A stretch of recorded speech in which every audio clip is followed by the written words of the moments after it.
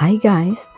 Finally, I can have this viral ribbon croissant. Last time, naubusan ako nito dahil medyo tanghali na kami nakarating ng Manchester. And now, finally, I can have it.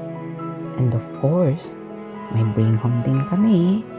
At eto naman for your reference if you want to come and visit Lotus Bakery. So eto yung mga tinapay nila.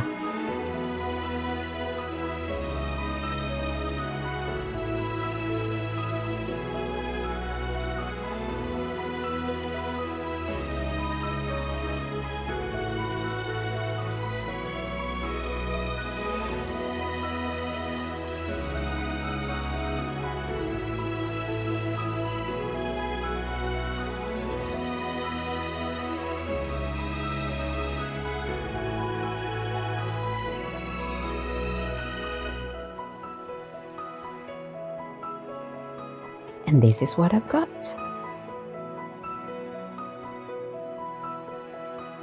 And this is for Sky. At ang kay Mister. Yum. It's so crunchy guys. Hindi kayo magsisisi. Mahal siya pero worth it naman. Malalaki.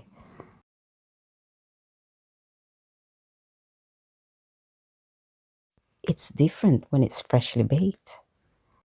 And this is your Penang Yorkshire. Ciao!